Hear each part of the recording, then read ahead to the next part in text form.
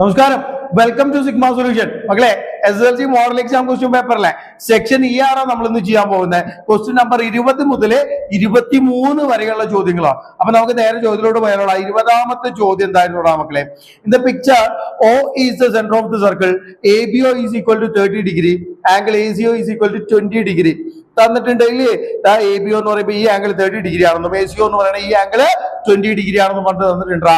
അങ്ങനെയാണെങ്കിൽ BAC എന്ന് പറയുന്ന ആ ഒരു ആംഗിൾ കണ്ടുപിടിക്കാനാണ് പറഞ്ഞിട്ടുള്ളത്. BAC എന്ന് പറയുന്ന ആംഗിൾ കണ്ടുപിടിക്കാനാണ് പറഞ്ഞിട്ടുള്ളത്. അപ്പൊ നോക്കിയടാ മക്കളെ, ഇനി ഞാനിവിടെ എയിൽ നിന്ന് ഓയിലോട്ട് ഒരു ലൈൻ വരയ്ക്കുകയാണെങ്കിൽ ഈ OA എന്ന് പറയുന്നത് എന്തായിരിക്കും മക്കളെ? റേഡിയസ് അല്ലേ വരിക. OB എന്ന് പറയുന്നത് റേഡിയസ് ആണ്. അങ്ങനെയാണെങ്കിൽ ട്രയാങ്കിൾ OAB എന്ന് പറയുന്നത് എന്ത് ട്രയാങ്കിൾ ആണ് പറയാ?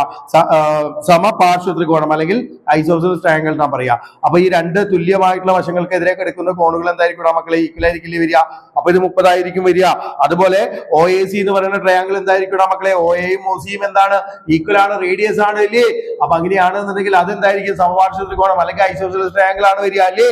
അപ്പൊ നമുക്ക് ഇത് 20 ആണെന്നുണ്ടെങ്കിൽ ഇതെന്തായിരിക്കും മക്കളെ വരിക? 20 ആയിരിക്കും വരിക. അപ്പൊ 30 + 20 = എത്രയാണാ മക്കളെ വരിക? 50 ഡിഗ്രി ആണ് മക്കളെ BACയുടെ അളവ് എന്ന് പറയുന്നത് അല്ലേ. ഇനി അടുത്തത് ചോദിച്ചിട്ടുള്ളത് എന്തായിരുന്നു മക്കളെ? BOCയുടെ അളവാ ചോദിച്ചിട്ടുള്ളത്. ഈ ആംഗിൾ BOC എന്ന് പറയുന്നത് ഇത് 50 ഡിഗ്രി ആണ് എന്നുണ്ടെങ്കിൽ ഇത് എത്രയായിരിക്കും മക്കളെ വരിക? ഇത് എത്രയായിരിക്കും വരിക? 100 ഡിഗ്രി അല്ലേ വരിക? ഉറപ്പല്ലേ? അതായത് എന്ന് പറഞ്ഞു കഴിഞ്ഞാൽ കേന്ദ്രകോണിന്റെ പകുതി ആയിരിക്കില്ല മക്കളെ നമ്മുടെ സർക്കിള് ആ ഒരു വലിയ വൃത്താംശത്തിൽ ഉണ്ടാക്കുന്ന കോൺ എന്ന് പറയുന്നത്. അപ്പൊ ഇത് 50 ആണെങ്കിൽ 100 ആയിരിക്കും. അതായത് എന്ന് പറഞ്ഞു കഴിഞ്ഞാൽ സെൻട്രൽ ആംഗിളിന്റെ ഹാഫ് ആയിരിക്കും എന്താ പറയാ ആ ഒരു വലിയ ആ ഒരു ലാർജർ പാർട്ടിൽ ഉണ്ടാക്കുന്ന ഏതൊരു ആംഗിളും സെൻട്രൽ ആംഗിളിന്റെ പകുതി ആയിരിക്കും. അപ്പൊ ഇത് 50 ആണെങ്കിൽ ഇത് എന്തായിരിക്കും മക്കളെ വരിക? 100 അല്ലേ വരിക. സിമ്പിൾ ആയിട്ടുള്ള ഒരു ചോദ്യമായിരുന്നു, എല്ലാവരും ചെയ്തിട്ടുണ്ടാവും വിചാരിക്കണു. ദെൻ അടുത്ത ചോദ്യത്തിലോട്ട് പോവുകയാണെങ്കിൽ എന്തായിരുന്നു മക്കളെ അടുത്ത ചോദ്യം എന്ന് പറയുന്നത്? In the picture the incircle of a triangle is drawn with centre O and angle ABC is equal to 50 degree. Angle BAC is equal to X ആണെങ്കിൽ BAC എന്ന് പറയുന്ന ഈ ഒരു ആംഗിൾ X ആണെങ്കിൽ ഈ ഒരു ആംഗിൾ X ആണെന്നുണ്ടെങ്കിൽ angle OAC എന്ന് പറയുമ്പോൾ ഈ ഒരു ആംഗിളിനെ എക്സിന്റെ ടേംസിൽ പറയാനാ പറഞ്ഞിട്ടുള്ളത്. എക്സിന്റെ ആ ഒരു എക്സ് ഉൾപ്പെടുന്ന രീതിയിൽ എഴുതാനാണ് മക്കളെ പറഞ്ഞിട്ടുള്ളത്. അപ്പൊ ഞാൻ നോക്കിയാ മക്കളെ, ഈ ഒരു A എന്ന് പറയണത്, ഈ പറയുന്ന AB എന്ന് പറയുന്ന ലൈനും AC എന്ന് പറയുന്ന ലൈൻ എന്താണ് മക്കളെ? ഈ സർക്കിളിന്റെ ടാൻജന്റുകളാണ്. ടാൻജന്റ് സെന്ററിനായിട്ട് ഉണ്ടാക്കുന്ന ഈ ഒരു ആംഗിൾ എന്ത് ചെയ്യുന്ന പറഞ്ഞിട്ടുള്ളത്? നമുക്കറിയാലോ, ഇത് ഈക്വലി ബൈസെക്ട് ചെയ്യും അല്ലെ, ബൈസെക്ടേഴ്സ് ആയിരിക്കും. അതായത് രണ്ടിനെയും ഈക്വൽ ആയിട്ടാണ് ഭാഗിക്കുക. അല്ലെങ്കിൽ എന്താ പറയുക, രണ്ട് കോണുകളെയും എന്താ പറയുക, കോണ് സമഭാജ്യായിരിക്കും. OA എന്ന് പറയുന്നത് കോൺ സമവാജ്യായിരിക്കും. അപ്പൊ ഇത് മൊത്തം X ആണെങ്കിൽ ഇതെന്തായിരിക്കും വരിക? X/2 ആയിരിക്കും. ഈ പറയുന്ന ആൾ എന്തായിരിക്കും വരിക?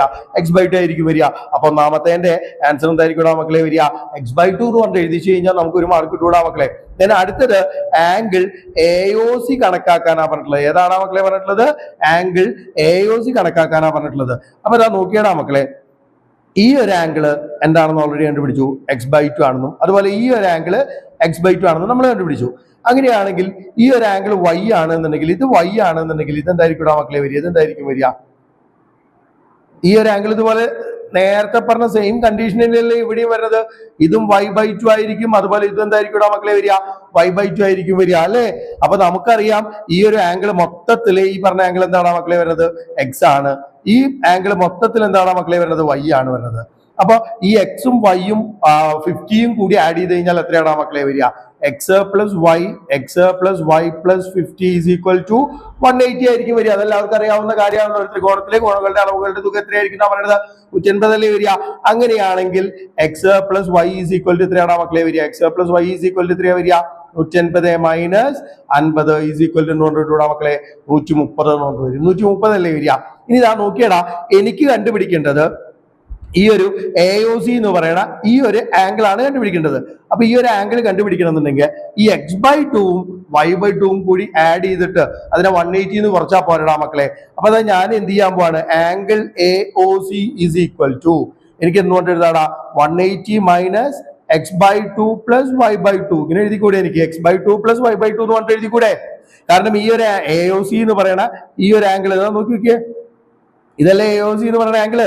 എ ഒ സി എന്ന് പറയുന്ന ഈ ഒരു ആംഗിള് കണ്ടുപിടിക്കണം എന്നുണ്ടെങ്കിൽ ദാ ഒ എ സി എന്ന് പറയുന്ന ട്രയാംഗിൾ എടുക്കുകയാണെങ്കിൽ ഇത് x/2 ആണ്, ഇത് y/2 ആണ്. അപ്പൊ ദാ നോക്കിയേ, ഈ ഒരു ആംഗിൾ കണ്ടുപിടിക്കണം എന്നുണ്ടെങ്കിൽ 180 നിന്ന് x/2 y/2 കൂടി ആഡ് ചെയ്തോ കുറച്ചാ പോരെ. അപ്പൊ ദാ നോക്കിയടാ മക്കളെ, എനിക്ക് ഇതിന് എന്തുകൊണ്ട് എഴുതാടാ വേണമെന്നുണ്ടെങ്കിൽ എങ്ങനെ എഴുതാം? 180 മൈനസ്, ഇവിടെ രണ്ടിന്റെയും ഡിനോമിനേറ്റർ സെയിം ആയ കാരണം ന്യൂമറേറ്ററുകൾ തമ്മിൽ കൂട്ടിയിട്ട് x+y/2 എന്ന് പറഞ്ഞിട്ട് എഴുതി കൂടെ. എനിക്ക് ഇവിടെ അറിയാം 180 മൈനസ് x+y/2 എന്ന് പറയുമ്പോൾ x+y എത്രയാണെന്ന് അറിയാടാ മക്കളെ? 130 അല്ലേ വരുന്നത്. 130/2 അതായത് എത്രയാടാ മക്കളെ വരിക? 150 130ന്റെ പകുതി 65 കുറച്ച് കഴിഞ്ഞാൽ എത്ര ഡിഗ്രിയാടാ മക്കളെ വരിക? 115 ഡിഗ്രി ആയിരിക്കും വരിക. ഈ ഒരു ആംഗിൾ എത്ര ഡിഗ്രി ആയിരിക്കും എന്നാ പറയണത്? 115 ഡിഗ്രി ആയിരിക്കും എന്നാ പറയണത്. അപ്പൊ വളരെ സിമ്പിൾ ആയിട്ടുള്ള ഒരു ചോദ്യമായിരുന്നു മക്കളെ. എല്ലാവരും ചെയ്തിട്ടുണ്ടാവും വിചാരിക്കണു. അപ്പൊ നമുക്ക് അടുത്ത ചോദ്യത്തിലോട്ട് പോയാലോ മക്കളെ? അടുത്ത ചോദ്യം എന്തായിരുന്നു മക്കളെ? 21ാമത്തെ ചോദ്യം ഇല്ലേ? In the figure ABCD is a cyclic quadrilateral. Angle A is equal to 80 degree. Angle D is equal to 110 ആണെന്ന് പറഞ്ഞു തന്നിട്ടുണ്ട്. അങ്ങനെയാണെങ്കിൽ നമ്മളോട് BCD-യുടെയും CBE-യുടെയും BCD എന്ന് പറയുമ്പോൾ ഈ ആംഗിളും CBE എന്ന് പറയുമ്പോൾ ഏത് ആംഗിൾ ആണ് മക്കളെ? ഈ ഒരു ആംഗിൾ ആണ് കണ്ടുപിടിക്കാൻ പറയുന്നത്. അപ്പൊ എല്ലാവർക്കും അറിയാതെ ചോദിക്കണം, സൈക്ലിക് ക്വാഡ്രിലേറ്റർ അല്ലെങ്കിൽ ചക്രീയ ചതുർഭുജം എന്ന് പറഞ്ഞു കഴിഞ്ഞാൽ എന്താണ് മക്കളെ? ഒരു സർക്കിളിന്റെ മുകളില് ഒരു ചതുർഭുജത്തിന്റെ 4 മൂലകളും ഒരു ക്വാഡ്രിലേറ്ററിലെ 4 വെർട്ടെക്സും സർക്കിളിന്റെ മുകളിലാണെന്നുണ്ടെങ്കിൽ അതിനെയാണ് നമ്മൾ എന്ത് പറയാ? സൈക്ലിക് അല്ലെങ്കിൽ ചക്രീയ ചതുർഭുജം എന്ന് പറയാ. ഇതിന്റെ പ്രത്യേകത എന്താ? എതിർക്കോണുകളുടെ തുക എല്ലായ്പ്പോഴും എന്തായിരിക്കുന്നതാണ് മക്കളെ പറയുന്നത്? 180 ഡിഗ്രി ആയിരിക്കും. അപ്പൊ ഇത് 80 ആണെങ്കിൽ ഈ ഒരു ആംഗിൾ എത്രയായിരിക്കും മക്കളെ വരിക?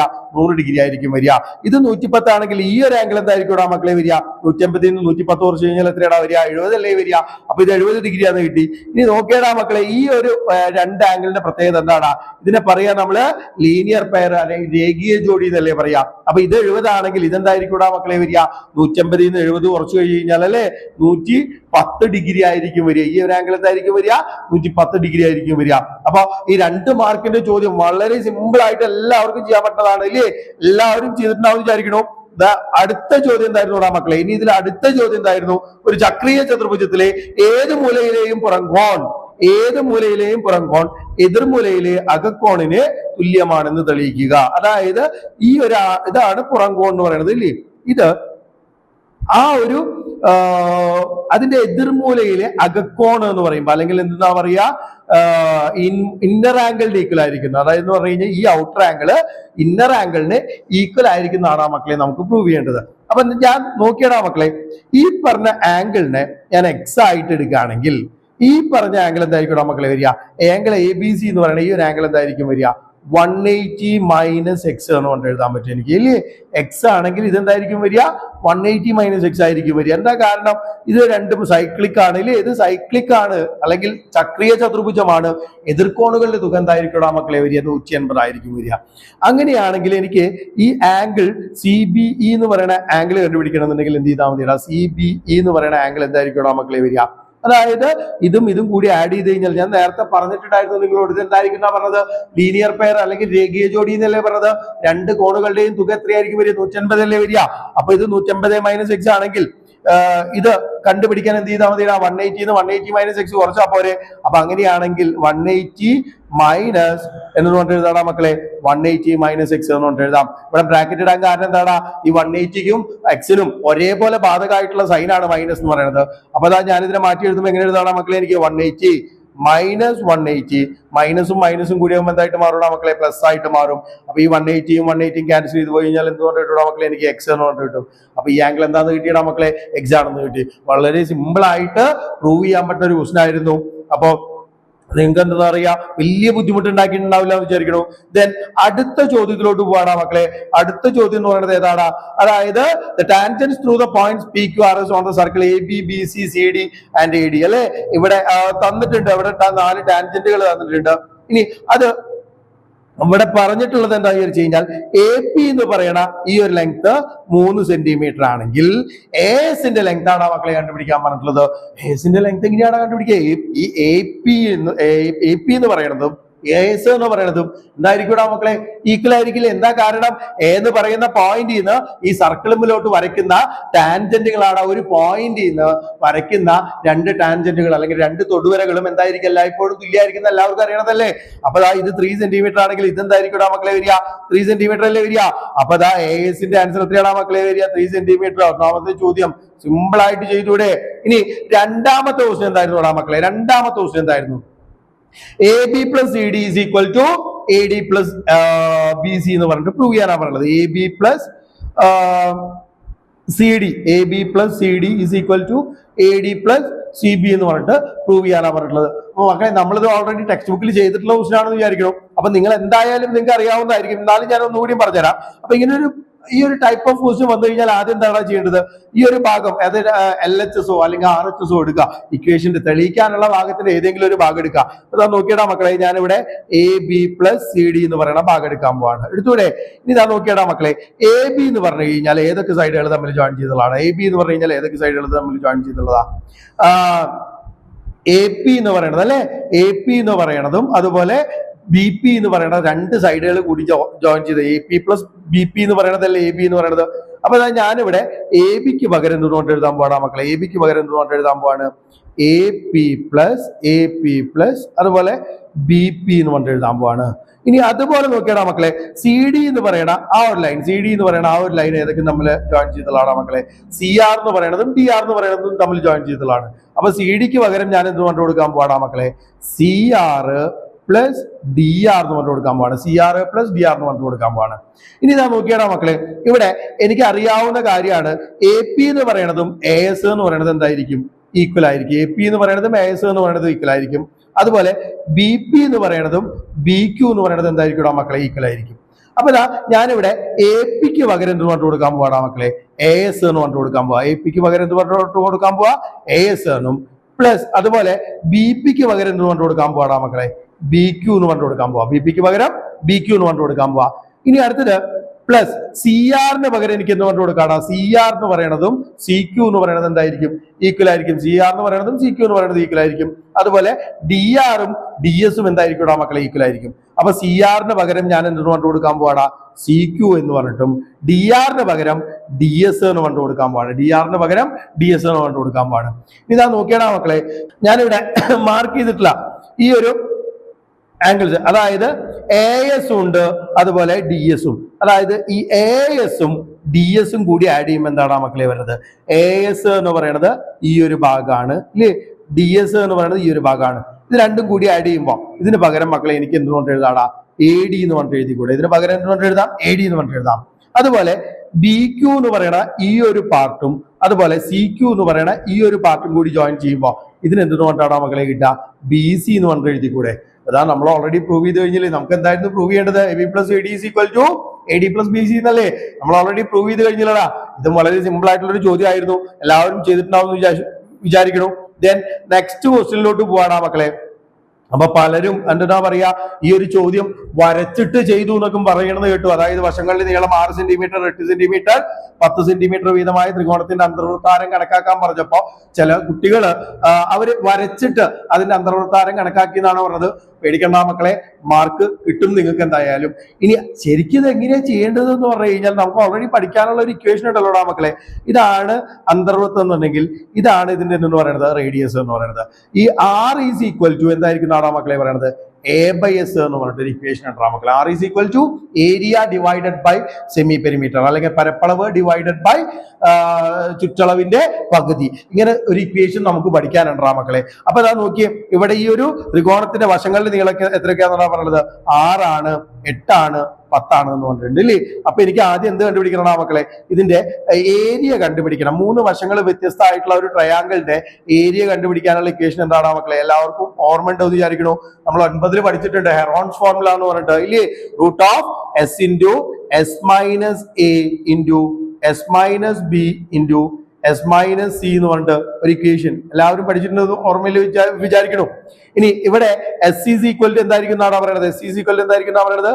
A plus B plus C divided by 2 ആയിരിക്കും എന്നാണ് പറയുന്നത്. സെമി പെരിമീറ്റർ അതായത് പെരിമീറ്ററിന്റെ പകുതി. അപ്പൊ അങ്ങനെയാണെന്നുണ്ടെങ്കിൽ നോക്കിയടാ, ഞാൻ ആദ്യം എന്ത് കണ്ടുപിടിക്കാൻ പോവാ, ഇവിടെ എസ് കണ്ടുപിടിക്കാൻ പോവാ. എസ് ഈസ് ഈക്വൽ ടു എന്താണ് മക്കളെ വരിക, 6+8+10 ഡിവൈഡഡ് ബൈ 2. അപ്പൊ 6ഉം 8ഉം കൂടി ആഡ് ചെയ്യുമ്പോൾ എത്രയാണ് വരിക, 6 8ഉം കൂടി ആഡ് ചെയ്യുമ്പോൾ 14. 14+10 എത്രയാണ് മക്കളെ വരിക, 24/2 സമം നോട്ട് കിട്ടൂടാ മക്കളെ, 12 നോട്ട് കിട്ടും. ഇനി ഇതാ ഞാനിവിടെ ഏരിയ കണ്ടുപിടിക്കാൻ പോവാണ്. അപ്പൊ area is equal to, A is equal to, എനിക്ക് എന്തുകൊണ്ട് എഴുതാടാ, എ ഈസ് ഈക്വൽ ടു എന്തുകൊണ്ട് എഴുതാം, റൂട്ട് ഓഫ് അല്ലെ, root of S into S എന്ന് പറയുമ്പോൾ എന്താണ് മക്കളെ വരുന്നത്, 12 ആണ്. 12 ഇൻറ്റു 12 മൈനസ് ഏതെങ്കിലും ഒരു സൈഡ് എ ബി സി എന്ന് പറയുന്നത് ഈ സൈഡുകളായിട്ട് എടുക്കാനല്ലേ പറയുന്നത്. അപ്പൊ ആദ്യത്തെ സൈഡായിട്ട് ആരെടുത്തൂടാ, 6 എടുത്തു. 12 - 6 ഇൻറ്റു എസ് മൈനസ് ബി എന്ന് പറയുമ്പോൾ 12 - 8 ഇൻറ്റു എന്തുകൊണ്ട് എഴുതാടാ മക്കളെ, 12 - 10. ഇതിലെ 3 സൈഡുകളും കുറച്ചാ പോരെ എസ് ന്ന്.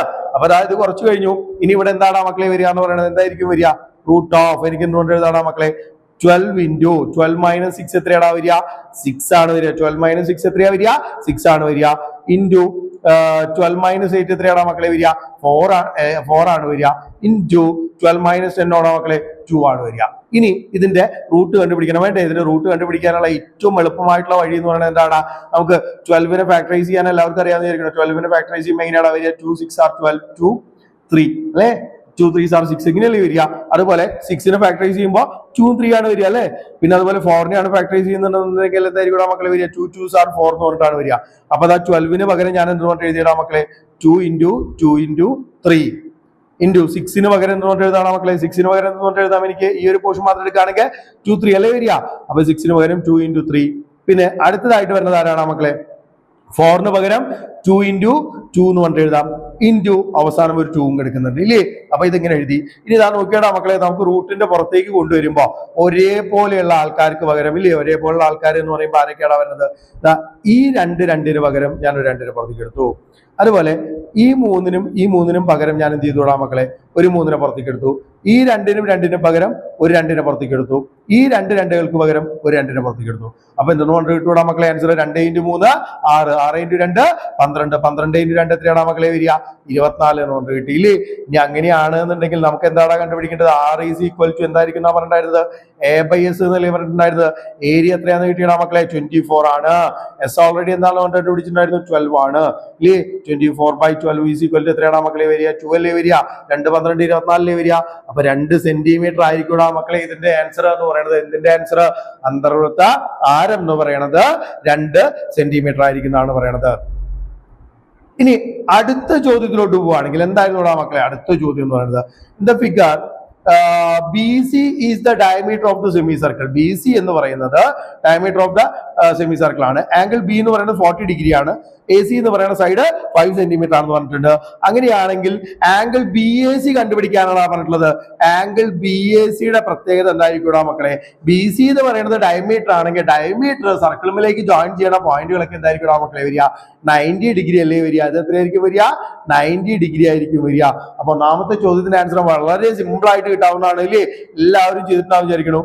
ദെൻ അടുത്ത ചോദ്യം എന്ന് പറയുന്നത് എന്തായിരുന്നു മക്കളെ, ഇതിന്റെ ആരം കണക്കാക്കാനാണ്. ആരം കണക്കാക്കണം എന്നുണ്ടെങ്കിൽ എനിക്ക് എന്ത് കണ്ടുപിടിക്കണം മക്കളെ, BC എന്ന് പറയുന്ന സൈഡ് കണ്ടുപിടിക്കണം. അപ്പൊ BC എന്ന് പറയുന്ന സൈഡ് കണ്ടുപിടിക്കാൻ വേണ്ടിയിട്ട് ഈ ഒരു ആംഗിൾ എനിക്ക് എന്താണെന്ന് അറിയാം മക്കളെ, 90 ഡിഗ്രി ആണെന്ന് അറിയാം. ഇനി ഈ 90 ഡിഗ്രിയുടെ ഓപ്പോസിറ്റ് എടുക്കുന്ന സൈഡിനെ നമ്മൾ എന്താണ് പറയാറ്, 90 ഡിഗ്രിയുടെ ഓപ്പോസിറ്റ് എടുക്കുന്ന സൈഡിനെ നമ്മൾ എന്താ പറയാറ്, ഹൈപ്പോട്ന്യൂസ് എന്നാണ് പറയാറ്. എന്താ പറയാറ്, ഹൈപ്പോട്ന്യൂസ്, അല്ലെങ്കിൽ എന്തെന്ന് പറയൂടാ മക്കളെ, കർണം എന്ന് പറയും. ഈ 40 ഡിഗ്രിയുടെ ഈ എതിരേക്ക് എടുക്കുന്ന വശത്തിന് നമ്മൾ എന്താ പറയാ, ഓപ്പോസിറ്റ് സൈഡ്, അല്ലെങ്കിൽ എന്തെന്ന് പറയൂടാ മക്കളെ, എതിർവശം എന്നാണ് പറയാറ്. ഈ 40 ഡിഗ്രിയുടെ അടുത്ത് കിടക്കുന്ന ഈ ഒരു വശത്തിന് നമ്മൾ എന്താണ് പറയാ, അഡ്ജസന്റ് സൈഡ്, അല്ലെങ്കിൽ സമീപ വശം, ഇങ്ങനെയല്ലേ നമ്മൾ പറയാറ് ഇല്ലേ. അപ്പൊ നോക്കിയടാ, എനിക്ക് ഇവിടെ കണ്ടുപിടിക്കേണ്ടത് ഏതാണ്, തന്നിട്ടുള്ള ആംഗിൾ ഇതാണ്, ഇവിടെ തന്നിട്ടുള്ള വശം എന്ന് പറയുന്നത് ഓപ്പോസിറ്റ് ആണ്, കണ്ടുപിടിക്കേണ്ടത് BC എന്ന് പറയുന്നത് കർണാണ്. അപ്പൊ നമുക്കറിയാം ആരൊക്കെ തമ്മിലാണ് ഓപ്പോസിറ്റും ഹൈപ്പോട്ന്യൂസും അല്ലെങ്കിൽ എതിർവശവും കർണവും തമ്മിൽ റിലേഷനിൽ വരുന്ന ആളാണ് മക്കളെ. അതായത് നമുക്ക് എല്ലാവർക്കും അറിയാം sin x is equal to എന്താണ് മക്കളെ വരിക, ഓപ്പോസിറ്റ് ഡിവൈഡഡ് ബൈ ഹൈപ്പോട്ന്യൂസ് ആണ്. അല്ലെങ്കിൽ എന്താ പറയുക മക്കളെ, എതിർവശം ഡിവൈഡഡ് ബൈ കർണം. ഇതല്ലടാ മക്കളെ സൈൻ എക്സിന്റെ ആ ഒരു റേഷ്യോ എന്ന് പറയുന്നത്. അങ്ങനെയാണ് എന്നുണ്ടെങ്കിൽ സൈൻ എക്സിന് പകരം ഇവിടെ എത്രയാണ് മക്കളെ ആംഗിൾ വരുന്നത്? സൈൻ 40 അല്ലേ വരുന്നത്? സൈൻ 40 ഈസ് ഈക്വൽ ടു എതിർവശത്തിന് പകരം എന്ത് പറഞ്ഞു കൊടുക്കാടാ മക്കളെ എനിക്ക്? 5 ഡിവൈഡഡ് ബൈ കണ്ടുപിടിക്കേണ്ട വശാടാ മക്കളെ ആരെന്ന് പറയുന്നത്? ബി സി എന്ന് പറയുന്നത്. ഇനി സൈൻ 40യുടെ വാല്യൂ എത്രയാണെന്ന് അറിയാടാ മക്കളെ? 0.6428 is equal to 5 divided by B C എന്ന് പറഞ്ഞു കിട്ടും. അങ്ങനെയാണെങ്കിൽ B C is equal to എന്താണ് വരിക മക്കളെ? ബി സിനെ ഇങ്ങോട്ട് കൊണ്ടുവരുമ്പോ ഇൻറ്റു ബി സി ആവില്ലേ? അപ്പൊ B C is equal to എനിക്ക് എന്ത് പറഞ്ഞിട്ടുണ്ടാ മക്കളെ? 5 ഡിവൈഡഡ് ബൈ 0.6428 എന്ന് പറഞ്ഞിട്ടാണ് വരിക. 5 ഡിവൈഡഡ് ബൈ 0.6428 എന്ന് പറഞ്ഞിട്ട് വരും. എത്രയാണ് മക്കളെ കാൽക്കുലേറ്ററിൽ? ഞാൻ ഇവിടെ കാൽക്കുലേറ്ററിൽ ചെയ്യണേ. 5 divided by 0.6428 is equal to എത്രയാണ് മക്കളെ വരിക? 7.78 എന്ന് പറഞ്ഞിട്ട് വരും. 7.8 ഏകദേശം 7.8 എന്ന് പറഞ്ഞിട്ടാണ് മക്കളെ വരിക. ഇത് 7.8 ആണ്. ബി സിയുടെ ലെങ്ത് 7.8 ആണെങ്കിൽ ഇത് ഡയമീറ്റർ ആണ് മക്കളെ. ഇത് ഡി ഈസ് ഈക്വൽ ടു 7.8 ആണെങ്കിൽ ആർ ഈസ് ഈക്വൽ ടു എന്താണ് മക്കളെ വരിക? 7.8 ഡിവൈഡഡ് ബൈ 2 അല്ലേ വരിക? 7.8നെ 2 കൊണ്ട് ഡിവൈഡ് ചെയ്യുമ്പോൾ എത്രയാണ് മക്കളെ വരിക? 7.8 ഡിവൈഡഡ് ബൈ 2 എന്ന് പറയുന്നത് എത്രയായിരിക്കും മക്കളെ വരിക? 3.9 അല്ലേ വരിക? അപ്പൊ ഈസ് ഈക്വൽ ടു എനിക്ക് എന്തുകൊണ്ട് എഴുതാൻ പറ്റൂടാ? 3.9 സെന്റിമീറ്റർ എന്ന് എഴുതാൻ പറ്റും. ഇതാണ് മക്കളെ നമ്മുടെ എന്തെന്ന് പറയുന്നത്? റേഡിയസ് എന്ന് പറയുന്നത്. ഈ അർദ്ധവൃത്തത്തിന്റെ ആരം എന്ന് പറയുന്നത് 3.9 സെന്റിമീറ്റർ ആയിരിക്കും. ദെൻ അടുത്ത ചോദ്യം എന്തായിരുന്നു മക്കളെ? ഈ ത്രികോണത്തിന്റെ ചുറ്റളവ് കണ്ടുപിടിക്കാനാണ് പറഞ്ഞത്. അപ്പൊ ഓൾറെഡി ഇത് 7.8 സെന്റിമീറ്റർ ആണെന്ന് നമുക്ക് കിട്ടിയിട്ടുണ്ട്, ഈ ഒരു ലെങ്ത് ഡയമീറ്റർ. ഇനി അടുത്തത് നേരത്തെ പറഞ്ഞതുപോലെയാണെന്നുണ്ടെങ്കിൽ ഇതെന്താണ് വരുന്നത്? ഇതെന്ത് സൈഡാണ് വരുന്നത്? എനിക്ക് ഈ ഒരു സൈഡാണ് കണ്ടുപിടിക്കേണ്ടത്. ഇത് വെച്ച് നോക്കുമ്പോൾ ഈ 40 ഡിഗ്രിയുടെ ഈ ഒരു സൈഡ് എന്താണ് പറയുക? നമ്മൾ ഓപ്പോസിറ്റ് അല്ലെങ്കിൽ എതിർവശം എന്നാണ് പറയുക അല്ലേ? ഈ ഒരു സൈഡിനെ നമ്മൾ എന്താണ് മക്കളെ പറയുക? ഈ ഒരു സൈഡിനെ നമ്മൾ എന്താ പറയുക? സമീപ വശം അല്ലെങ്കിൽ അഡ്ജസന്റ് സൈഡ് എന്നാണ് പറയുക. ഇവര് തമ്മിൽ റിലേഷനിൽ വരുന്ന ആളാരാടാ മക്കളെ? എല്ലാവർക്കും അറിയാന്ന് വിചാരിക്കണില്ലേ? tan x is equal to എന്ന് പറഞ്ഞിട്ടാണ് മക്കളെ നമ്മൾ എഴുതാറ് ഓപ്പോസിറ്റ് ഡിവൈഡഡ് ബൈ അഡ്ജസന്റ്, അല്ലെങ്കിൽ എന്താ പറയാടാ മക്കളെ? എതിർവശം ഡിവൈഡഡ് ബൈ സമീപവശം. ഇങ്ങനെയല്ലടാ മക്കളെ എഴുതാറ്. അപ്പൊ അവിടെ tan x പകരം ഇവിടെ കിടക്കുന്ന ആംഗിൾ എത്രയാടാ മക്കളെ? tan 40 എന്ന് പറഞ്ഞിട്ടല്ലേ എടുക്കുന്നത്. tan x പകരം ഇവിടെ കിടക്കുന്ന ആംഗിൾ എത്രയാടാ മക്കളെ? tan 40 അല്ലേ വരുന്നത്? tan 40 ഈസ് ഈക്വൽ ടു എതിർവശത്തിന് പകരം എന്ത് കൊടുക്കാടാ മക്കളെ? 5 ഡിവൈഡഡ് ബൈ സമീപവശത്തിന് പകരം എന്ത് പറഞ്ഞു കൊടുക്കാനാ മക്കളെ? എനിക്ക് എ ബി എന്ന് പറഞ്ഞു കൊടുക്കാം. കൊടുത്തൂടെ? അങ്ങനെയാണ് എന്നുണ്ടെങ്കിൽ A B is equal to എന്തായിരിക്കും മക്കളെ വരിക? അതായത് tan 40യുടെ വാല്യൂ ഞാൻ ഇവിടെ കൊടുക്കാൻ പോവാണ്. എന്താണ് വരുന്നത്?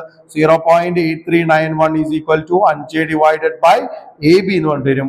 അങ്ങനെയാണെങ്കിൽ ഇവിടെ ഇൻറ്റു എ ബി, അതായത് ഡിവൈഡഡ് ബൈ എ ബിനെ ഇങ്ങോട്ട് കൊണ്ടുവരുമ്പോൾ എന്തായിട്ട് മാറൂടാ? ഇൻറ്റു എ ബി ആയിട്ട് മാറും.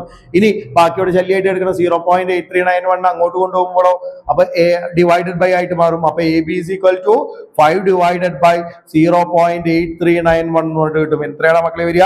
5 ഡിവൈഡഡ് ബൈ 0.8391 എന്ന് പറഞ്ഞിട്ട് വരും. അപ്പൊ 5 divided by 0.8391 is equal to എന്ന് പറഞ്ഞിട്ട് വരും മക്കളെ 5.9 എന്ന് പറഞ്ഞിട്ടാണ് വരിക. ഈസ് ഈക്വൽ ടു എന്ന് പറഞ്ഞിട്ട് മക്കളെ 5.9 സെന്റിമീറ്റർ എന്ന് പറഞ്ഞിട്ട് കിട്ടും. അപ്പൊ ഈ ഒരു ലെങ്ത് എത്രയാണെന്ന് കിട്ടിയടാ മക്കളെ? എനിക്ക് 5.9 സെന്റിമീറ്റർ ആണെന്ന് കിട്ടി.